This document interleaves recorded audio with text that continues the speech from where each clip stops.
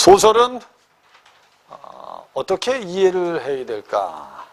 선생님 얘기 잘 들으세요. 이 소설은 원래 내용 자체는 어려운 소설입니다. 어려운 소설이에요, 이거. 알았죠? 근데 여기서 선생님이 하나 알려줄게. 이 제목이 뭐라고 돼 있죠? 황홀한 실종. 됐죠? 선생님 봐봐. 이 황홀한 실종은 어떻게, 실종은 제일 중요한 인물이 누구였어요? 윤일섭인데, 알았죠? 윤일섭이하고 제일 중요한 단어가 뭡니까? 쇠창살이죠. 그죠? 그러니까 이 글에서 가장 중요한 건 이 인물인데, 윤일섭. 윤일섭에 뭐가 잘 나타나 있죠, 여러분들? 여기에 잘 나타나요. 내가 분명히 했잖아. 소설은 무슨 문학이라고? 갈등문학입니다. 갈등문학입니다. 그러니까 얘가 윤일섭의 내적 갈등이 가장 잘 나타나 있어요. 근데 이 윤일섭의 내적 갈등이 왜 나타났냐, 이게 왜 나타났냐. 왜 나타난 건 그 뒤에 29번 문제에 답이 있는 보기에 있죠. 29번 보기 있죠, 그죠? 근데 이렇게 보자, 이렇게. 문학을 할 때, 선생님 봐봐. 보기를 읽고 나서 본문을 읽는 걸 선생님 반대는 안 한다니까. 알았죠? 본문을 읽고 나서 보기를 읽는 것도 좋고, 이렇게 해도 되는데, 야, 이렇게 하든 생각하는 거 똑같으니 다르니. 똑같아, 얘들아. 똑같은 거야. 내가 지문을 읽고 조건을 보고 생각하는 거나, 알았죠? 보기를 읽은 다음에 지문 읽으면서 생각하는 거나 똑같은 거야. 근데 그래도 선생님 이거 읽고 나서 본문 읽으면 이해가 더 잘 되는데 그렇게 해, 그럼. 그렇게 하라니까. 이거 고칠 필요 없어. 알았죠? 본인들이 좋은 대로 하세요. 선생님은 아직도 보기를 먼저 읽어본 적은 없습니다. 아무리 지문이 어려워도 선생님 보기 안 읽습니다. 그냥 본문 읽고 이해된 거 가지고 보기를 읽었을 때 이런 내용이구나. 이렇게 떠오르면 되는 거예요. 그러니까 선생님은 아이들이 자꾸 보기를 읽고 지문을 읽고 뭐 이런 방법을 자꾸 문제를 읽고 지문을 읽는 방법을 자꾸 쓰는 게 불안감 때문이에요, 사실. 윤일섭이하고 똑같은 애. 됐죠? 불안감 때문이에요, 불안감 때문에. 근데 이렇게 하나 저렇게 하나 생각하는 건 똑같은 거예요. 국어는 뭐 하면서 해야 돼? 생각하면서 해야 되거든요. 생각하면서. 생각하는 능력이 떨어지면 국어는 성적이 올라가지 않습니다. 지금부터 본문을 한번 읽어볼까요? 그의 대학 재학시, 대학입니다. 역시 학생 시위가 반발했습니다. 빈발했어요. 한일회담 진행기를 전후하였고요. 그런데 그 시의 이야기에 관한 그의 회상 가운데는 분명히 어떤 심상치 않은 의식의 도착 증세가 나타나요. 의식의 도착 증세. 이게 뭐냐? 그는 교문을 뛰쳐나가고 싶어서 시위를 벌인 것이 아니라 학교를 다시 들어가려고 시위를 벌였다는, 이게 중요한 거야. 학교를 다시 들어가려고 했다는 거야. 시위의 목적이. 학교를 들어가려고 했대요. 주장하였습니다. 그의 이야기는 언제나 교문을 뛰쳐나가려던 쪽이 아니라 그 교문을 다시 들어가려고 했던 쪽에 기억에 초점이 맞춰져 있습니다. 이게 뭔 소리일까 다. 교문을 나가려 했던 쪽은 아예 기억자 들추려 하지 않거나 그 자신도 어쩌면 그걸 까맣게 망각해 버리고 있는 것 같은 표정이었습니다. 기이한 의식에 모였다? 전도였습니다. 나봐. 이렇게 나오면 여기서 제일 중요한 건 윤일섭의 뭐죠? 이겁니다. 의식 도착 증세. 윤일섭의 뭐? 기이한 의식 전도. 됐죠? 이게 가장 중요한 거예요. 그럼 윤일섭이는, 나봐, 선생님 봐. 윤일섭이는 시위를 했어요. 시위를 했는데, 시위를 하는 이유가 학교 어디로 가기 위해서 시위를 했대요. 안으로 들어가기 위해서 시위했대요. 알았죠? 그럼 이게, 이런 말이 나오면 반드시 밑에 뭐가 나와야 돼요? 이게 나와야 돼요, 이게. 이유가 나와야 돼요. 그 이유를 말하기 위해서 지금부터 이걸 얘기하는 겁니다. 이거. 하지만 윤일섭의 그런 도착 증세는 그의 직장 생활에 대한 고충담과 불평 가운데서도 더욱 현저하게 드러납니다. 그는 학교 시절 이야기 한동안 열을 올리다간 종종 자신도 모르게 무슨 시절로 가버려요? 은행 시절로 훌쩍 뛰어넘어가요. 알았죠? 그 분명히 지금 이 은행 시절의 이야기하고 요 현상은 분명히 연관이 있는 겁니다. 연관이 있는 거예요. 훌쩍 말을 비약해버리는 일이 흔했는데 그렇게 되면 일섭에게는 이미 자신의 사고로는 도저히 수습할 수 없는 심각한 혼란에 빠집니다. 됐죠? 그래서 이런 말이야. 하지만 어떻게 보면 전 참 재수가 좋은 편이었어요. 윤일섭의 대사죠. 뭐라 우리는 그 끝내 그 교문을 마음대로 들어갈 수 없었지만 그 대신 전 그보다 더 비좁고 육중한 은행문을 용케도 들어갈 수 있었으니까요. 이게 뭐였니 그럼 직업이? 은행원이지 뭐야 은행원. 알았죠? 은행을 아주 용케 들어갈 수 있었어요. 무슨 뜻인지 아시겠어요? 은행문을 들어가서 생각하니까 전 그때 교문을 들어가기 위해서 그토록 심한 소동을 벌인 것이 사실은 그 화성인들이 지키고 있는 학교 문이 아니라 은행문을 돌진해 들어가기 위한 사전 연습이 아니었던가 싶더군요. 됐죠? 대부분 학생들이 이게 무슨 인물입니까? 이렇게 얘기하는데. 이게 뭐니 이거? 학교 교문에서 여러분들 학생들 지키는 뭐니? 정경들이지 뭐야? 정경들. 방독면허 쓰고 알았죠? 있는 정경들이지. 그게 화성이라고 한 거야. 알았죠? 오케이? 그래서 여기 보면 아마 선생님은 그 기분 모르실 겁니다. 하하, 뭐랄까? 선생님은 은행이라는데 어떤 데인 줄 아세요?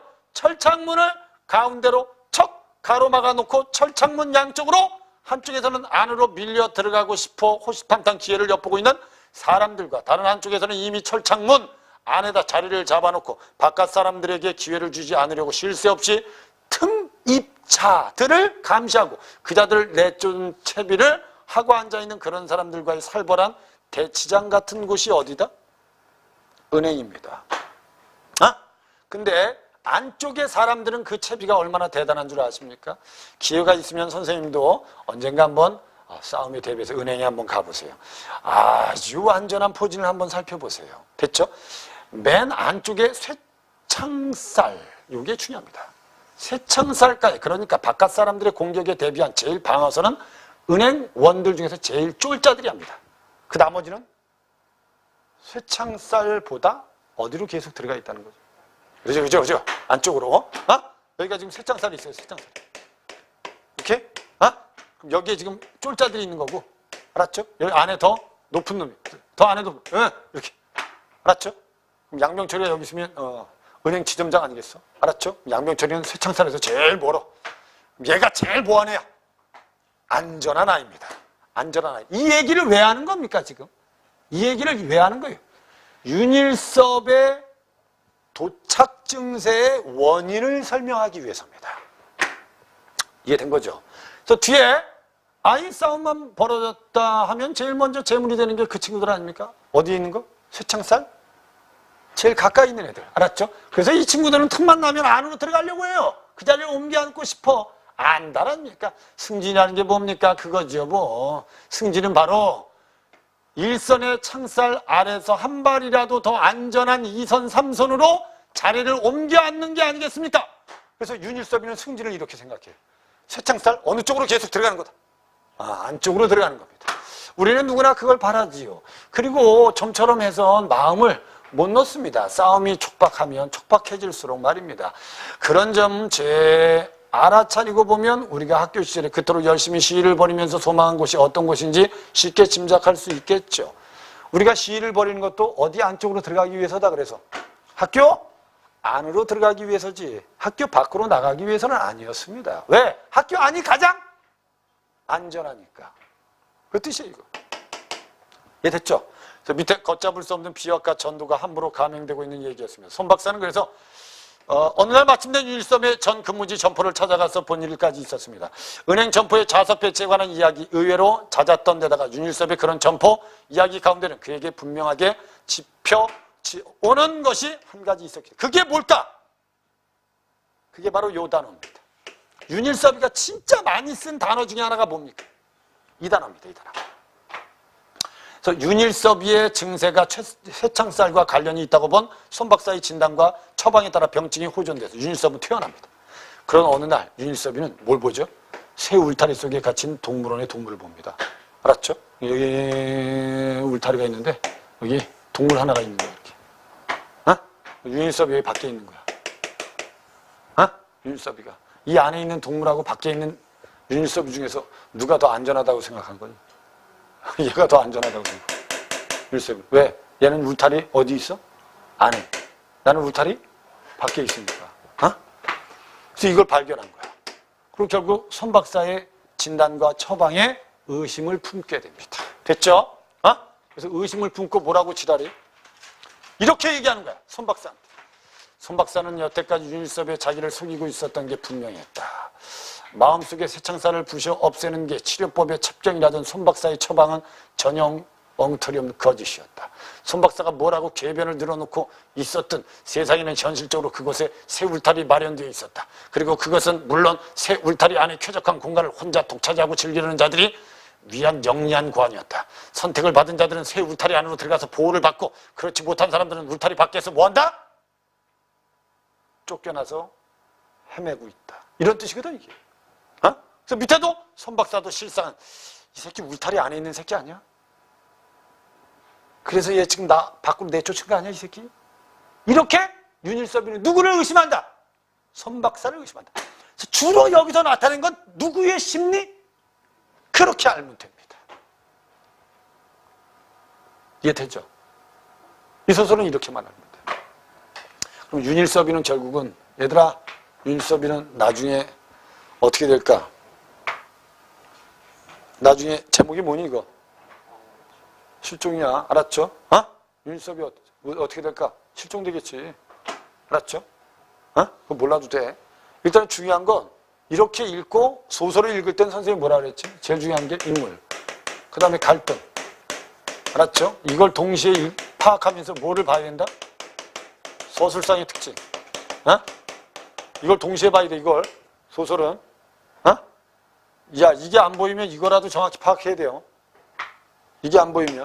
됐죠? 그럼 첫 번째 문제는 뭐니? A에 대한 거야. A는 서술자는 누구니? 서술자는 누구니? 작가죠? 작가죠. 이거 무슨 시점이니?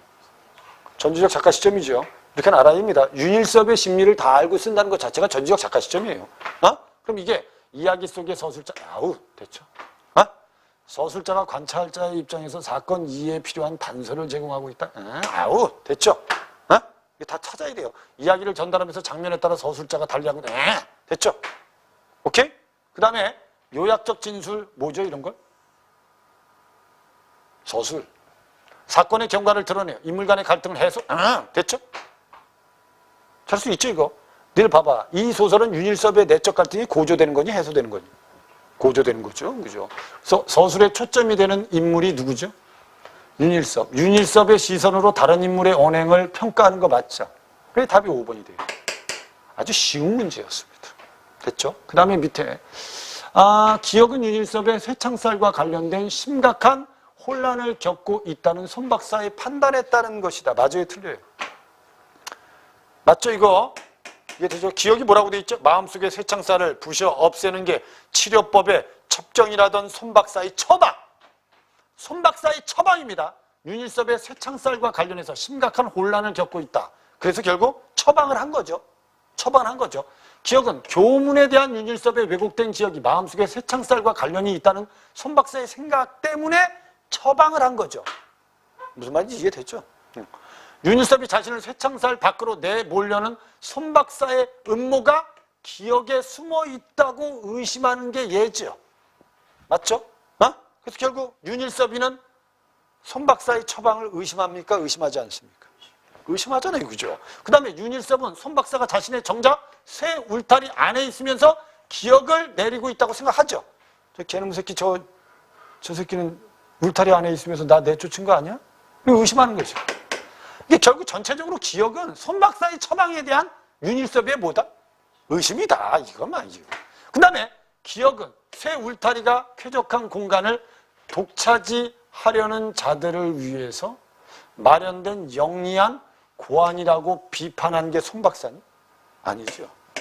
누가 비판한 거니? 그죠? 윤일섭이죠. 이게 틀린 겁니다. 이게 틀려잖아요. 이렇게 보시라는 거예요. 이렇게. 이게 문학은 여러분들 요번에 그렇게 어렵지 않았기 때문에 이렇게 생각하시면 돼요. 4월 달에도 분명히 이렇게 나올 거예요. 문학보다는 비문학이 어려울 거예요. 근데 수능시험은 어떻게 나올까요? 수능시험은 문학에서도 분명히 어려운 문제 2문제를 내고요. 비문학에서도 어려운 문제 2문제를 꼭 내게 돼 있어요. 절대 지금처럼 불균형하게 내지 않습니다. 그러니까 지금은 일단 내가 3월 달을 봤는데 내가 비문학이 약했다면, 알았죠? 3월 달에 비문학을 열심히 쌓아서 4월 10일 날은 비문학이 안 틀리도록 하면 된다는 거예요. 전략을 그렇게 짜셔야 돼. 황홀한 실정에는 은행원의 윤일섭이 있어요. 승진해서 여러 탈락해. 문 안쪽에 대한 집착을 보여요. 얘가. 알았죠? 그래서 동물원의 새 울타리 안쪽에 공간까지 넘보게 됩니다. 자기 스스로를 유폐, 쫓겨나고자. 자, 스스로를 유폐하고자 하는 결국 이러한 행동은 치열한 경쟁이 펼쳐지고 자본주의적 질서 속에 순조롭게 편입되지 못한 자아가 지니고 있는 여기 체제 보호 속에 더 깊이 안주하고 싶은 욕망. 주제입니다. 또 하나 그 밖으로 나오면 무슨 감을 느껴? 이게 다예요. 그럼 지금까지 읽은 거 가지고 충분히 윤일섭의 갈등의 원인을 알 수 있다 없다? 알 수 있죠. 그럼 주제를 이해할 수 있는 거야. 어? 야, 그럼 결국은 이 소설의 주제는 뭐가 잘못됐다니? 자본주의 구조가 잘못됐다는 겁니다. 자본주의는 여러분들 나봐. 야, 자본주의는 경쟁을 해서 계속 높은 데로 올라가야 돼요. 그러지 않으면 살아남기 어렵다고 느껴요. 그래서 사람들은 자본주의 체제 안에서는 계속 무슨 감을 느낄 수밖에 없는 거예요. 그게 주제라는 거예요. 그게. 이해되죠? 그래서 그 주제를 가지고 한번 감상을 해보세요. 감상을 해보자. 귀족과 육중한 은행문을 용케 들어갈 수 있었던 것은 다행스럽다고 여기는 윤일섭의 태도에서 체제 보호받고 싶은 욕망이 있니 없니? 있죠. 그죠? 그 다음에 승진을 더 안전한 2선, 3선의 자리로 옮겨 앉는 것이라고 생각하며 살아온 윤일섭의 모습은 체제 속에서 더 깊이 안주하고 싶은 자아 욕망이 있니 없니? 있죠. 그죠? 얘는 안쪽으로 들어가려고 계속 하는 이유가 뭘 받고 싶은 거지? 보호를 받고 싶은 겁니다. 맞죠? 선택받지 못한 자들의 처지를 생각하여 마음을 놓지 못하는 윤일섭의 모습에서 체제로부터 밀려날까 하는 무슨 감을 엿볼 수 있다? 불안감이 있죠. 그죠? 근데 여기를 잘 보세요. 바깥 세상 구경이나 하면서 살고 있는 현재의 자신을 과거의 자신의 자리로 되돌려 놓아야 한다는 윤일섭의 각성은 말이 되니 이게? 이게 말이 돼요? 문 안쪽에 대한 병적인 집착으로 이어진다고 볼 수 있다라고 했는데 말이 됩니까? 이거 말이 돼요? 바깥 세상 구경이나 하면서 살고 있는 현재의 자신? 윤일섭이가 이렇게 사니? 윤일섭이가 지금 울타리 안에서 바깥 세상을 구경하면서 사니? 아니죠, 얘. 얘 지금 어디 밖에 있는 애? 울타리 밖에 내몰린 애예요. 알았죠? 그러니까 이건 윤일섭이의 모습이 현재의 모습이 아닙니다, 이거. 이해된 거지? 어? 이해된 거죠? 이게 과거의 자신의 자리로 되돌려 놓아야 한다는 윤일섭의 각성은 이건 어디에도 말이 돼요. 그러니까 밖에 쫓겨났으니까 안으로 들어가서 나 보호받아야 돼. 이런 생각을 하는 건 맞답니다. 근데 지금 현재의 모습이 이건 아니라는 거예요. 됐죠? 그래서 4번이 답이 됩니다. 선택지 요거 하자는 거든 요거. 이런 걸 너희들이 찾아내면 된다는 것이. 이해됐죠? 됐죠? 됐습니다.